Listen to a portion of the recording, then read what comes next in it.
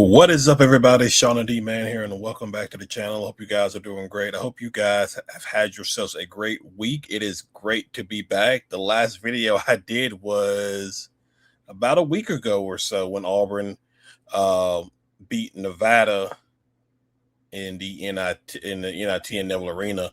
The Auburn Tigers traveled to the Final Four of the NIT last night, took on Illinois State, and they handled business. Sorry. And they handled business. Let's see. Sorry, I'm messing with StreamYard. I thought I had fixed that, but it's fine. All right, so Auburn beats Illinois State 88-66.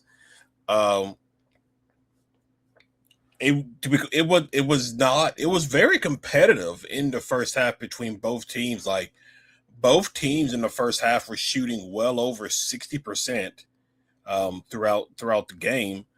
Auburn, once they got that little run going, they got that lead going, it was pretty much a 20-point lead throughout the entire game.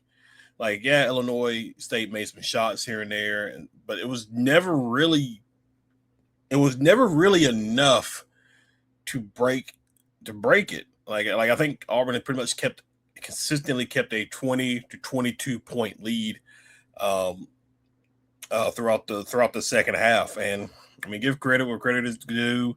Illinois State shot some threes. They had where was it? Let me see if I can find them. I think it was, let's see, not Chase Walker. There was somebody they had, Tyreek Coleman, 3 or 5. He had 17 points coming off the bench. And then they had Ty Pence coming off the bench. But really, that was it. There was one starter, Chase Walker, 13 points, 7 rebounds. And like he was at times a little bit of a handful, but Auburn's athleticism was able to take over at that point, and it was really all she wrote. But I mean, they finished 46%, 40%. Auburn, on the other hand, Jovic, 13 points. Keyshawn Hall, 24 points. Elijah Freeman, 6. Overton, 10. He did not miss from 3. And then Pettifer, 12. And obviously, you had Sebastian Williams Adams with 9. Caden Magwood with 4. So, to be quite honest, this was probably the most just efficient looking game that I have seen from Auburn all season. We'll look into like the stats and everything between the two. Jovic, 2 rebounds. Keyshawn Hall, 6. You were kind of waiting for Keyshawn Hall to have that moment where he just kind of like takes a game over. And it was in this case, which I'm completely fine with, that this is the case, that he's going to do this within the last 2 games of the NIT. Overton, he didn't admit, I mean, he only took 5 shots, but he made all shots. I mean, he missed a free throw. Auburn didn't get to the line that much of this game. Like, I guess I can say I appreciate the officiating, letting them play. But neither team got to the bonus in the first half at all. I mean, then Auburn got to the bonus first in the second half, which I don't even think Illinois State even got there. So you probably won that little portion. You also turned them over a good bit. Like, you had 9 steals. That arena floor, just for some reason just looked slippery. Everybody was just like slipping all over the place. For some reason, it was just weird to watch. But yeah. So, and then stat wise, you can click on it. There we go. So stat wise, you finished 61%. You were 34 of 56 from the field. 12 of 21 from 3. I mean, at a certain point, they were 11 of 18, which is probably the more efficient side of the 3-point shooting that we have seen from Auburn all season long. 57%, which I think Overton He's about 35, 36, 37% on threes on the year. Free throws. Yeah, see again, yeah, it was a very for the fact that Auburn got into 88 points and only shot 8 of 11 from the free throw line. Definitely I give credit to like a good clean up. Yeah, yeah, I would say from officiating standpoint, I think they were relatively good. I think this was a pretty good officiating. Let them play for the most part. No ticky tack kind of fouls, things like that. I mean, maybe you could probably point one or two out, but I mean, overall, I'm pleased with that aspect.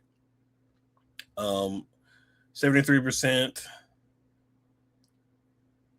rebounds. Wow, you actually be both about tied in that category. You were a little bit worried because Illinois State did have some size with Chase Walker, and then they had another big that would come in.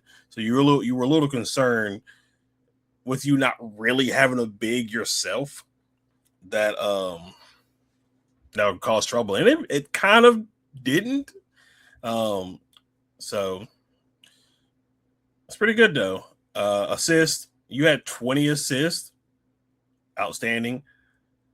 You had 13 steals, 4 blocks. 2 of those I saw Tahad do. I don't remember who the other 2 were. I think Freeman did one. They had you turned them over 18 times in this game. You got 26 points off those turnovers. Fast break points, you won that one. Points in the paint, you won that one. And then see, largest lead was really the largest lead was 24. It didn't feel like it. It really felt like Auburn was. It was. I knew it was like a 20-point lead the majority of the game. I didn't realize it got almost up to like a 30-point lead. So 20 Auburn is 21-16. Crazy.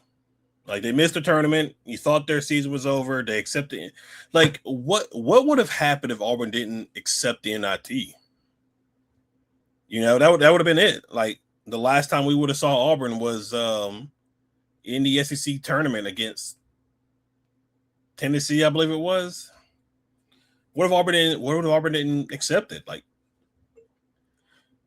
and the announcers kind of like touched on it like several times. At least one of them did, where you know you still you don't know who's going to be back, but like this is opportunity for you to audition. Like what we've seen from these several games in regards to people like Jovic, people like Freeman, Sebastian William Adams, guys that you're going to definitely want to try to keep. Really, those 4: Williams, Jovic, even Magwood, Sebastian William Adams, Freeman, like those guys played relatively good basketball throughout this entire run in the NIT. Those are guys you probably want to come back. Now we have to wait and see. The transfer portal opens on next Thursday, the 12th, I believe. No. Yeah. I think it's the 12th. Let me see. Let's see.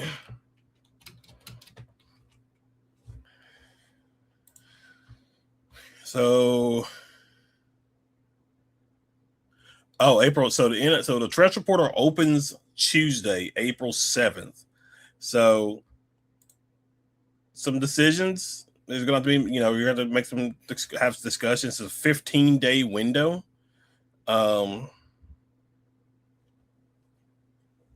So, yeah, this Sunday, win or lose, this will be the last time we potentially see some of these guys together. But I mean, we'll see. Like I've said it a lot of times with the guys who I think you should try to keep. Like if the Hod wants to come back, I'm fine with that. I think obviously, I think his role will probably need to change. I think you need to get a point guard and Tahad not be the point guard, just be a guy who can go and score for you, kind of like what he was coming off the bench last season for you. But speaking of which, Auburn signed an international player, a 7 foot tall center, Narcisse Noy. I think that's how you say his name. Um, probably equates to what Jovic was as a freshman coming in, but you got yourself a 7 footer right there. You got yourself a big man. He looks very athletic. So it's gonna be curious to see. I don't know if he's starter material. I think you will still need to go get yourself an experienced big man, depending on what's the situation with Oporum. But listen, man, Sunday night, 7:30 p.m. tip off with Auburn and Tulsa. Now, Tulsa, I think again the announcer said that Tulsa is not very athletic in some positions, so Auburn, depending on what those positions are, Auburn has the opportunity to out athlete them. But Tulsa shot 12 threes in their game Thursday night. So, and Auburn, even though, let me see, what was their, how many threes did they shoot? Illinois State made 10 threes,